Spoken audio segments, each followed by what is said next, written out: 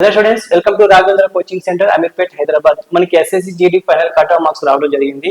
ఈ cut off marks చూసుకుంటే వేరే స్టేట్ చూసుకున్నట్టయితే మన స్టేట్ కి చాలా చాలా తక్కువ ఉందమ్మా కట్ ఆఫ్ మార్క్స్. అదే విధంగా వేకెన్సీస్ కూడా మిగిలిపోతున్నాయి. అది గుర్తుపెట్టుకోండి. Central government jobs, SSC, RRB, banking ప్రతి ఇయర్ క్యాలెండర్ ఇయర్ వస్తుంది. అదే విధంగా నోటిఫికేషన్ వచ్చిన తర్వాత 1 month 1.5 month లోనే మనకి ఎగ్జామ్స్ పెడుతున్నారు. సో వీటన్నిటికీ మనం టార్గెట్ పెట్టుకున్నట్లయితే, గవర్నమెంట్ జాబ్స్ టార్గెట్ పెట్టుకున్నట్లయితే మీరు 6 months కే మీరు సిలబస్ మొత్తం కాగొట్టుకోవాలి.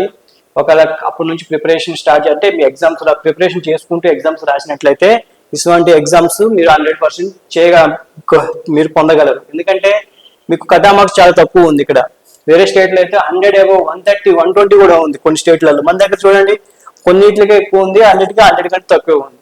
సో అలాగే పోస్ట్ కూడా మిగిలిపోయాయి. చూడండి ఇక్కడ ఆంధ్రప్రదేశ్ వచ్చేసరికి 1111 ఉంటే 962 ఫిల్అప్ అయ్యాయి, 149 అలానే ఫిల్అప్ కాకుండా అయిపోయినాయి. చూడండి ఇక్కడ తెలంగాణలో వచ్చేసి 1004 ఇచ్చాము, 1104 ఉంటే 532 వరకే మీకు ఫిల్అప్ అయ్యి 472 అలానే ఫిల్అప్ కాకుండా మిగిలిపోయాయి తెలంగాణలో. సో కట్ ఆఫ్ మార్క్స్ చూసుకుంటే ఏపీ కానీ తెలంగాణలో ఇంకా తక్కువ ఉందమ్మా. అదేవిధంగా చూడండి ఇక్కడ AR, BSF, CISF, CRPF, ITBP, SSB. So G అంటే జనరల్, ఎన్ అంటే నక్సల్స్ ఏరియా. అదే విధంగా వీటికి కూడా ఉంటుంది. చూడండి యూఆర్ అంటే అన్రిజర్వ్డ్, అంతేగాని ఓసీఓ ఈ కాదమ్మా. మీకు మంచి మార్కులు వస్తాయి, వీళ్ళందరికి కూడా దీంట్లో జాబ్లు వస్తాయి. మీ రిజర్వేషన్ లో ఉంటే మీకు రిజర్వేషన్ ఉన్నప్పుడే చూస్తారు మంచి జాబ్. ఫస్ట్ సపోజ్ 101 కంటే ఎక్కువ వచ్చాయి అనుకోండి, 102 103 వచ్చాయి అనుకో, నీకు ఓపెన్ లోనే జాబ్ వస్తుంది, గుర్తుపెట్టుకో. అలా చదవండి, మీకు కంపల్సరీగా మీకు ఏదో జాబ్ అయితే కంపల్సరీగా వస్తుంది. సో ఎస్ఎస్సి కైనా, ఆర్ఆర్బి కైనా, బ్యాంకింగ్ కైనా arithmetic, reasoning, general studies, English ఉంటుంది. సేమ్ సిలబస్ ఉంటుంది. అదేవిధంగా స్టేట్ గవర్నమెంట్ గా సేమ్ సిలబస్ ఉంది, గుర్తుపెట్టు. అన్నిటికీ సపరేట్ సిలబస్ ఏమి ఉండదు. ఓకే, సపరేట్ క్లాసెస్ ఏమి ఉండవు, అన్నిటికీ ఒకటే సిలబస్.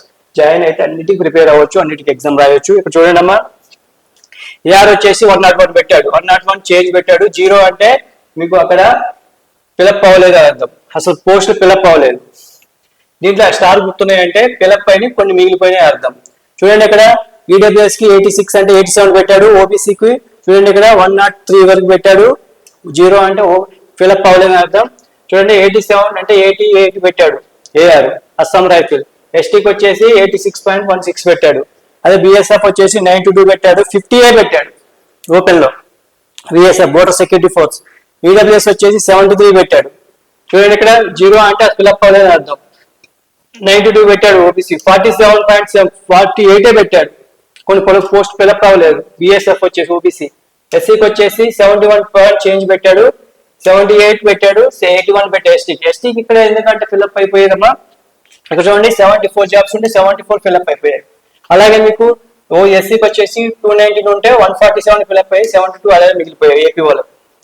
287 ఉంటే 257 ఫిలప్ అయ్యాయి, 30 అలాగే మిగిలిపోయాయి ఓబీసీ. 106 ఉంటే 95 ఫిలప్ అయ్యాయి, 11 అలాగే మిగిలిపోయాయి. ఇక్కడ చూడండి 425 ఉంటే 389 ఫిలప్ అయ్యాయి, 56 అలాగే మిగిలిపోయాయి. ఎందుకు కారణం అంటే ఇక్కడ హైట్ మీకు ఓపెన్ కేటగిరీ వాళ్ళు, ఈడబ్ల్యూఎస్ అయినా, ఓబీసీ అయినా, ఎస్సీ వాళ్ళైనా 170 ఉండాలి హైట్. ఎస్టీ వాళ్ళకైతే అట్లా పర్వాలేదమ్మా, 162 ఉన్నా సరిపోతుంది. సో మన ఏపీ తెలంగాణ కానిస్టేబుల్ కన్నా తక్కువ ఉన్నా సరిపోతుంది. కాబట్టి చాలా మంది అప్లై చేస్తున్నారు. ఏజ్ కూడా 5 years ఎక్స్ట్రా ఉంటుంది కాబట్టి చాలా మంది కాంపిటీషన్ ఉంటుంది కాబట్టి వాళ్ళు సెలెక్ట్ అవుతున్నారు. దీనివల్ల హైట్ వల్ల కొంతమంది మిస్ అవుతున్నారు అప్లై చేయడం. సో దానివల్ల 180 170 హైట్ అయితే ఎవరైతే ఉన్నారో వాళ్ళు అప్లై చేయండి, కొంచెం కష్టపడండి, 100% జాబ్ వస్తుంది. అదేవిధంగా చూడండి ఇక్కడ మొత్తాన్ని చూడండి. ఇక్కడ ఈడబ్ల్యూఎస్కి వచ్చేసి 90 కంటే బిలో, కొన్ని అయితే 80 కంటే 73 77 83 ఇలా పెట్టాడు కట్ ఆఫ్ మార్క్స్. ఓబీసీ చూడండి 92 105 95 102 311 ఈ విధంగా పెట్టాడు. ఎస్సీకి వచ్చేసి 87 71 87 ఒక్కో నక్సల్స్ ఏరియాకి అయితే 40 లోనే పెట్టాడు, 72 80 99 ఏ విధంగా పెట్టాడు. ఎస్టీకి ఎక్కువ ఉంటుంది ఎందుకంటే ఇక్కడ కాంపిటీషన్ అనేది ఎక్కువ ఉంది కాబట్టి. సో మీరు ఇక్కడ ఎందుకంటే ఎక్కువ మంది అప్లై చేస్తారు, ఇక్కడ తక్కువ మంది అప్లై చేస్తారు కాబట్టి కాంపిటీషన్ తగ్గుతుంది, ఎందుకంటే హైట్ ప్రాబ్లం. అదేవిధంగా కొంతమందికి అవేర్నెస్ లేకపోవటం. సెంట్రల్ గవర్నమెంట్ అంటే వేరే ఎక్కడెక్కడో చేయాల్సి వస్తుంది. ఏం కాదమ్మా, అప్లై చేయండి, మంచి జాబ్స్ ఇవి. మీరు ఎక్కడైనా ఏ జాబ్ చేయాలన్నా మీరు అటు తిరగాల్సిందే, గవర్నమెంట్ జాబ్. మీరు అక్కడ కొన్ని రోజులు అక్కడ కొన్ని రోజులు చేయాల్సిందే. సో ఇది state wise cut off marks ఉంటుంది. సో ఇది గుర్తుపెట్టుకోండి. అంతేగాని నేను మా ఇంటి పక్కనే జాబ్ చేసుకుంటూ ఉంటాను అంటే కుదరదు. ఎందుకంటే మనం రేపు సంపాదించడానికి వెళ్ళిపోయినప్పుడు ఎక్కడైనా సంపాదించుకోవడానికి వెళ్ళాల్సిందే. So no problem. ఇప్పుడు అంతా కానీ ఇప్పుడు ఎంత దూరం వెళ్ళినా కానీ మంచి ఫాస్ట్ గా ఇంటికి చేరే ట్రైన్స్ వస్తున్నాయి. అదే ఫ్లైట్స్ ఉన్నవి. ఆ విధంగా అంతకుముందు అంటే ఇప్పుడు దూరం ఉన్నా కానీ రావడానికి లేట్ అయ్యేది, కానీ ఇప్పుడు లేట్ అవసరం లేదు. ఒక రోజులో 24 అవర్స్లో లేదా అంటే 2-3 అవర్స్లో వచ్చే టైం కూడా ఉంది ఇప్పుడు. సో మీరు జాబ్ ఉన్నా కానీ, ఎందుకంటే శాలరీ ఆ విధంగా ఉన్నాయి. ఇప్పుడు మీరు జాయిన్ అయితే 60K నుంచి 70K వరకు వస్తుంది. ఎందుకంటే ఇది 10th క్లాస్ క్వాలిఫికేషన్ మీదనే. ఎందుకంటే మీకు ఇప్పుడు జాయిన్ అయితే నెక్స్ట్ ఇయర్ వరకు మీకు 8th పే కమిషన్ వస్తుంది. దాంట్లో శాలరీ ఈ విధంగా పెరుగుతున్నాయి. 10th క్లాస్ క్వాలిఫికేషన్ ఫ్యూన్ అయినా కానీ, ఎంటీఎస్ అయినా కానీ, ఎస్ఎస్సిలో మీకు 40,000 to 50,000 వస్తుందని గుర్తుపెట్టుకోండి నెక్స్ట్ టైం నుంచి. ఎందుకంటే మీరు అదృష్టవంతులు. ఎందుకంటే ఈసారి 8th పే కమిషన్ వచ్చే టైంకి మీకు జాబ్ కొట్టుకుంటే ఇది వస్తుంది. మళ్ళీ 10 years ఒకసారి ఇంకో commission, 9th pay commission 10 years తర్వాత వస్తుంది. సో మీరు అదృష్టవంతులు. ఇప్పుడు జాబ్ కొడదాం అనుకున్న వాళ్ళకి మంచి శాలరీతో రేపు జాయిన్ అవ్వచ్చు. ఇన్ఫర్మేషన్ మీ ఫ్రెండ్స్ షేర్ చేయండి. మీకు యూజ్ అవుతుందంటే మీరైనా ఈ ఇన్ఫర్మేషన్ యూజ్ చేసుకొని ఇప్పుడు నుంచి మీరు ప్రిపరేషన్ స్టార్ట్ చేయండి. అసలు సబ్జెక్ట్ నాలెడ్జ్ లేకపోయినట్లయితే మీరు కోచింగ్ తీసుకోవాల్సిందే. కోచింగ్ తీసుకోకపోతే ఒక దాని మీద అవగాహన లేకపోతే సబ్జెక్ట్ మీద మీరు ఓన్గా చదివితే దాని గురించి క్లారిటీ తెలియకపోతే బట్టి పట్టినట్టు ఉంటుంది. మీరు ఇన్ఫర్మేషన్ తెలుసుకోవాలి. ఇన్ఫర్మేషన్ తెలుసుకోవడానికే కోచింగ్ తీసుకున్నంత మాత్రాన జాబ్ వస్తుంది కాదు. కోచింగ్ తీసుకుంటే మీకు స్టోరీ లాగా మీకు స్టోరీ లాగా మీకు ఇన్ఫర్మేషన్ మొత్తం ఇస్తారు. కోచింగ్ లో ఏ విధంగా చేయాలి, ఏ విధంగా చదవాలి, ఆ మొత్తం చెప్తారు సబ్జెక్ట్.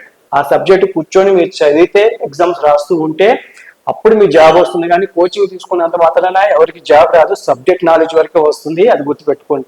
అంతేమాత్రం కానీ మీకు క్వశ్చన్స్ ఏ విధంగా చేయాలి, సబ్జెక్ట్ ఏ విధంగా అర్థం చేసుకునేది చెప్తారు. ఆ విధంగా ఇప్పుడు థియరీ సబ్జెక్ట్ అనుకో, సబ్జెక్ట్ అర్థమయ్యే విధంగా చెప్తారు. కొన్ని సబ్జెక్టులు మనకి థియరీలో అర్థం కాకపోవచ్చు. మనం చదువుతుంటే కొంతమందికి సైన్స్ స్టూడెంట్స్ కి, మీకు బీటెక్ స్టూడెంట్స్ కి హిస్టరీ అర్థం కాకపోవచ్చు. అదే క్లాసెస్ చెప్తుంటే స్టోరీ లాగా చెప్తారు కాబట్టి దాని గురించి ఇన్ఫర్మేషన్ ఇస్తారు కాబట్టి మీకు అర్థమవుతుంది. దానివల్ల ఈ విధంగా ఉంటుందని అర్థమవుతుంది. తర్వాత క్వశ్చన్ చదివేటప్పుడు మీకు అర్థమవుతుంది. అదేవిధంగా కొంతమందికి అర్థం కాదు. సో క్వశ్చన్స్ ఏ విధంగా చేయాలా అనేది మీకు క్లాసెస్ చెప్తారు కాబట్టి రేపు ఎగ్జామ్ లో ప్రాక్టీస్ చేసుకోవడానికి చాలా ఉపయోగపడతాయి అవి. సో ప్రాక్టీస్ అలాగే ఎగ్జామ్స్ కూడా కండక్ట్ చేస్తారు కోచింగ్ సెంటర్, మన రాఘవేంద్ర కోచింగ్ సెంటర్ లో. ఆ ఎగ్జామ్స్ కూడా 100% రాయాలి. అలా డైలీ ఎగ్జామ్స్, వీక్లీ ఎగ్జామ్స్ కూర్చొని చదువుకుంటే 100% ఇటువంటి కాంపిటేటివ్ ఎగ్జామ్ లో 100% జాబ్ వస్తుంది. చూడండి అమ్మ, ఇక్కడ తెలంగాణలో చూసుకుంటే ఇంకా తక్కువ ఉంది. ఓపెన్ లో వచ్చేసి 87, 90, 71, 84, 104. ఈడబ్ల్యూఎస్ కి అయితే 45 లోనే ఉంది. 45 పోస్ట్ 45 ఉన్నాయి. 70, 80, 50 వరకు ఉన్నాయి. ఓబీసీ వచ్చేసి 90 బిలో ఉన్నాయి. 84, 71, 88, 70, 82, 100 ఆ విధంగా ఉన్నాయి. ఎస్సీకి వచ్చేసి 77, 64 అన్ని కూడా చూడు 80 బిలో ఉన్నాయి. 66, కొన్ని అయితే 39 కూడా ఉన్నాయి. చూడండి ఇక్కడ సిఐఎస్ఎఫ్ 39 ఇచ్చాడు. కొన్ని పోస్టులు మిగిలిపోయాయి. స్టార్ గుర్తుంటే మిగిలిపోయిన పోస్టులు. ఎస్టీకి అయితే అన్ని ఫిల్అప్ అవుతున్నాయి. చెప్పాను కదా. దీనికి ప్లస్ ఏంటంటే హైట్. మిగతా వాళ్ళకి చూడండి ఇక్కడ ఎస్సీ వాళ్ళకి 67 పోస్టులు మిగిలిపోయాయి. ఓబీసీకి 159 పోస్టులు మిగిలిపోయాయి. 54 పోస్టులు ఈడబ్ల్యూఎస్ మిగిలిపోయాయి.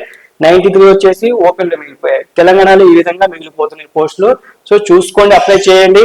మీరు అప్లై చేసుకునేటప్పుడు తెలంగాణ స్టేట్ కూడా అప్లై చేసుకోవచ్చు. ఏపీ స్టేట్ కి అయినా వేరే స్టేట్ కూడా అప్లై చేసుకోవచ్చు. సెంట్రల్ గవర్నమెంట్ జాబ్స్ కి ఈ స్టేట్ లోనే అప్లై చేసుకోవాలని అవసరం లేదు. వేరే స్టేట్ కి అప్లై చేసుకుంటే ఆ స్టేట్ కింద మీరు పని చేయాల్సి వస్తుంది. సో ఇన్ఫర్మేషన్ ఫ్రెండ్స్ షేర్ చేయండి. ఇటువంటి క్యాలెండర్ ఇయర్ వస్తూనే ఉన్నాయి. ఆల్రెడీ బ్యాంకింగ్ వచ్చింది, ఎస్ఎస్సి వచ్చింది ఆల్రెడీ. మళ్ళీ నెక్స్ట్ ఇయర్ నోటిఫికేషన్ ఎప్పుడైనా కూడా వచ్చింది. అలాగే ఆర్ఆర్బీ వచ్చింది. అన్నిటికీ సిలబస్ ఒకటే. మీరు బీటెక్ చేసిన వాళ్ళైనా, ఎందుకంటే సాఫ్ట్వేర్ జాబ్స్ కూడా చాలా వరకు తీసేస్తున్నారు. అసలు సాఫ్ట్వేర్ జాబ్స్ ప్రైవేట్లలో మంచి జాబ్స్ ఉండట్లేదు. సో ఇటువంటి యూజ్ చేసుకున్నమ్మా, కష్టపడి చదవండి. ఒక 1 year 100% జాబ్ వస్తుంది. ఒకసారి ఈసారి మిస్ అయినా నెక్స్ట్ ఇయర్ కూడా మళ్ళీ కూర్చొని చదవండి. అదేవిధంగా ప్రాక్టీస్ చేస్తే ఏదో ఒక జాబ్ వస్తుంది. అంతేగాని నేను ఎస్ఏ రాస్తా, గ్రూప్సే రాస్తా అంటే కుదరదు. ప్రతి ఒక్క జాబ్కి రాయండి. దీంట్లో ఒక దాంట్లో సెలెక్ట్ అవుతారు, దీంట్లో ఒక దాంట్లో కంపల్సరీ జాబ్ వస్తుంది. అంతేగాని నేను గ్రూప్స్ మీద కూర్చుంటాను, గ్రూప్స్ చదువుతాను, నోటిఫికేషన్ రావాలి అనుకుంటే అది లేట్ వచ్చింది.